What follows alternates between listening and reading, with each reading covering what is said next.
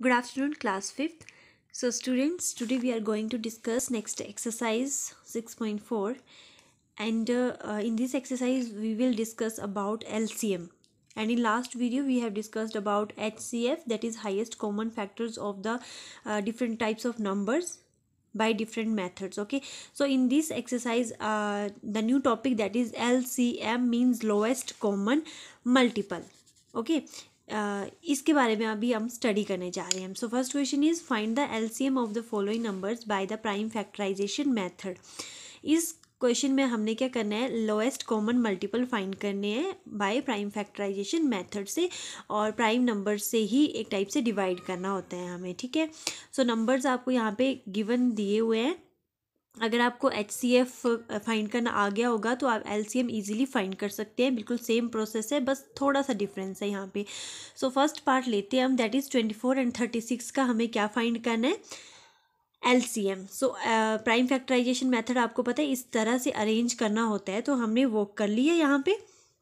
फिर हमने क्या करना है, 24 और सबसे छोटा जो प्राइम नंबर है उससे स्टार्ट करना है हमने. ठीक है, दैट इज़ 2 एंड 2 12 से कितने होते हैं, 24 डायरेक्ट कर सकते हैं, या फिर 2 का फर्स्ट नंबर तक हमने टेबल बोलना है.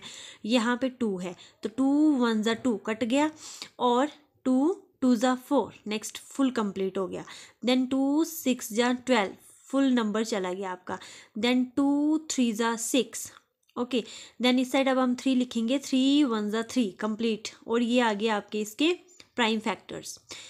अभी टर्न आती है 36 की. सो 2 18 ज़ा 36 मीन्स यहाँ पे आप ऐसा कर सकते हो, फर्स्ट नंबर लेंगे 3 है और इसको करेंगे 2 1 ज़ा 2 मीन्स 1 कैरी रहेगी और आप आगे 1 लगा देंगे, दैट इज 16. सो 2 8 ज़ा 16 एंड 18 बन गया आपका. अब यहाँ पे आपने 2 लिख देना है, 2 9 ज़ा होते 18. नेक्स्ट प्राइम नंबर आएगा 3 3 3 ज़ा 9 3 1 ज़ा 3. इस तरह से आप कर देंगे. और फिर अब देखो कैसे लिखना है आपने, 24 is equal to 2 2 2 into 3 means ये आप उसकी प्राइम फैक्टराइजेशन जो है वो यहाँ पे लिख देंगे. और इसको आप एक ट्रिक और लिख सकते हो, एक ट्रिक की तरह, जैसे कि 1 2 3 3 टाइम्स 2 आ रहा है आपका, तो आप क्या लिखेंगे, बेस में सिंगल 2 रखेंगे, 2 लिख दिया आपने. और 2 कितनी बार आ रहा है, 1 2 3 टाइम्स आ रहा है, सो टॉप पे हम 3 लिख देंगे. 2 कितनी टाइम्स आ रहा है, 3 टाइम्स आ रहा है, सो हमने 2 3 टाइम्स ऐसे लिख देना है.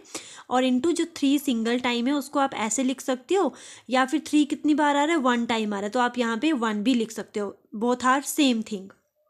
एंड 36 को कैसे रीअरेंज करेंगे, इसके प्राइम फैक्टर्स क्या है, 2 टाइम्स 2 है और 2 टाइम्स 3 है. तो यहाँ पे हमने 2 इंटू 2 इंटू 3 इंटू 3, इसको हम कैसे लिख सकते हैं, इन दोनों को हमने इकट्ठा लिखना है. दैट इज 2 है और उसकी पावर की बात करें मीन्स 1 2 2 कितनी बार आ रहा है, 2 टाइम्स आ रहा है. साथ में 3 जो है वो कितनी बार आ रहा है, 3 जो है वो 2 टाइम्स आ रहा है.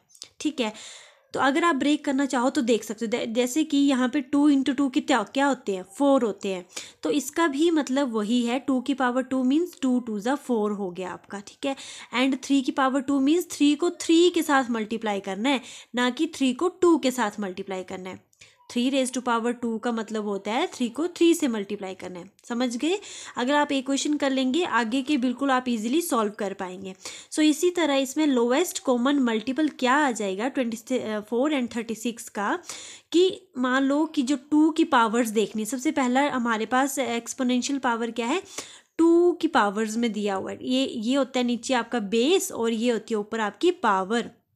सो 2 की पावर 3 है, यहाँ पे 2 की पावर 2 है. ठीक है, इसके अलावा कोई और 2 तो नहीं है ना यहाँ पे, नो. सो इसमें जो सबसे बड़ा 2 की पावर होगी ना, वो वाला हमने यहाँ पे लिख लेना है. देखो यहाँ पे 2 की पावर 3, यहाँ पे 2 की पावर 2 है. सो 2 की पावर 3 जो है वो बड़ा आ गया ना नंबर, इसलिए हमने वो लिख दिया यहाँ पे, 2 की पावर 3 लिख दिया. वो ये छोटी पावर है इसलिए हमने ये नहीं लिखा है, ये लिख दिया आपने. उसके बाद है 3 और 3 बेस देखना है हमने. सो 3 की पावर यहाँ पे 1 है और 3 की पावर यहाँ पे 2 है. सो हमने 3 की पावर जो सबसे बड़ी होगी ना वो वाला लेना है. तो 3 की पावर 2 जो है वो बड़ी है, इसलिए हमने यहाँ पे लिख लिया. सो अभी क्या करना है, हमने 2 को 3 बार जो है मल्टीप्लाई करना है, मीन्स 2 इंटू 2 इंटू 2, 2 2 ज़ा 4 4 2 ज़ा कितने होंगे आपके 8 होंगे. एंड मल्टीप्लाई करना है 3 को 3 के साथ, 3 3 ज़ा 9, 3 की पावर 2 मतलब 3 इंटू 3, 3 3 ज़ा 9, ये होता है इसका मतलब। सो अभी हम इनको आपस में जब मल्टीप्लाई करेंगे तो वो क्या आएगा आपका 72 है। ये बहुत इजी, एक बार मैंने आपको अच्छे से समझा दिया है, बाकी पार्ट्स भी आपको बहुत ही इजी लगेंगे, ठीक है। आपने कंफ्यूज नहीं होना, ध्यान से प्रैक्टिस करनी है तो आप समझ जाओगे। अब जैसे मैंने यहाँ पे बी पार्ट ना करके मैंने डायरेक्ट सी पार्ट किया हुआ है, बिकॉज सी बी जो है आप खुद ट्राई करेंगे।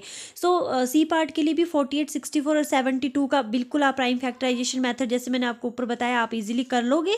ये मैं दोबारा नहीं बताऊंगी क्योंकि HCF के केस में भी आपको मैंने ये बहुत डीपली बताया हुआ है। सो मैं डायरेक्ट जा रही हूँ यहाँ पे 48 के प्राइम फैक्टराइजेशन आ गई आपकी, ये जो ये लेफ्ट साइड पे होते हैं ना वो वाले सारे लिख लेने हैं, और 64 के जो है वो ये वाले लेफ्ट साइड लिख लेने हैं आपने, एंड 72 के भी जो है आपने ये वाले लेफ्ट साइड वाले ये सारे प्राइम फैक्टराइजेशन लिख लिया आपने।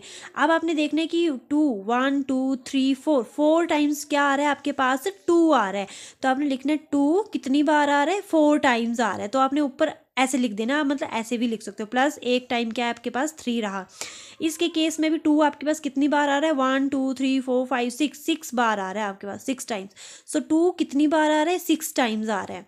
एंड इसके बाद जो है 2 इस केस में कितनी बार आ रहा है 2 जो है वो 3 टाइम्स आ रहा है, और जो 3 है वो कितनी बार आ रहा है वो 2 टाइम्स आ रहा है। सो ये आपने इस तरह से इसको अरेंज कर लिया। अब मैंने क्या बोला था, एलसीएम निकालने के लिए आपने क्या करना है, मान लो यहाँ पे 2 और 3 की ही बात हो रही है और कोई प्राइम नंबर नहीं है। सो 2 की सबसे बड़ी हाईएस्ट पावर देखेंगे अब आप कि 2 की सबसे बड़ी पावर कौन सी है। 2 की पावर 3 है, 2 की पावर 4 है, फिर 2 की पावर 6 भी है, तो मतलब सबसे बड़ा क्या हुआ 2 की पावर 6 है। तो हमने यहाँ पे जो है 2 की पावर 6 डायरेक्ट लिख लिया, और इसको मल्टीप्लाई करना है 3 की बड़ी पावर के साथ। तो 3 की बड़ी पावर पीछे एक तो 3 की पावर 1 था और 3 की पावर यहाँ पे 2 था, तो 3 की पावर 2 बड़ा है ना, इसलिए हमने वो लिख लिया। और इन दोनों को आपस में क्या करेंगे अब हम मल्टीप्लाई करेंगे। सो 2 को हमने 6 बार मल्टीप्लाई करना है, ना कि 2 को 6 के साथ मल्टीप्लाई करना है। 2 ऐसे लिख लेंगे आप, 2 एक बार, 2 second time, 2 third time, 2 fourth time, 5th time and 6th time. इसको मल्टीप्लाई करेंगे तो आपके पास आंसर आता है 64, और 3 को 3 के साथ मल्टीप्लाई करना है, मतलब 3 को 2 टाइम्स हमने मल्टीप्लाई करना, 3 3 ज़ा 9। जब 64 को 9 से मल्टीप्लाई करेंगे देन आपका 576 आएगा, और आपने यहाँ पे रफ लाइन लगा के जो है इस तरह आप अरेंज कर सकते हो, जैसे ये मैंने किया ना, आप इस तरह से अरेंज कर सकते हो। सो आई होप कि आपको ये क्वेश्चन समझ आ गया होगा। तो नेक्स्ट मूव करते हैं क्वेश्चन नंबर 2 की तरफ। Find the LCM of the following numbers by the common division method. अब इसमें आपने एलसीएम ही फाइंड करना है बट डिफरेंट मेथड से, जो कि कॉमन डिवीजन मेथड बोला जाता है, ठीक है। सो कॉमन डिवीजन मेथड कैसा है अब वो सीखते हैं हम, कि एलसीएम जो है इस मेथड से कैसे फाइंड किया जाता है। 55 एंड 77 आपका फर्स्ट दिया हुआ है, जो कि हमने यहाँ पे लिख लिया है। इस केस में क्या होगा कि दोनों नंबर्स को आपने इकट्ठा एक ही इस तरह की लाइन में लिख लेना है, मतलब ठीक है, दोनों इकट्ठे लिख लिए। अब आपने कोई भी एक नंबर ऐसा लेना है जो इन दोनों में से किसी एक को भी डिवाइड करता हो पूरी तरह से। सो मान लो हमने 5 ले, क्योंकि 2 से तो जाएगा नहीं, ये 2 के टेबल में 5 नहीं आता है, 2 के टेबल में 7 नहीं आता है, इसलिए हमने 3 के टेबल नहीं लिया, 4 का नहीं लिया और 5 का लिया।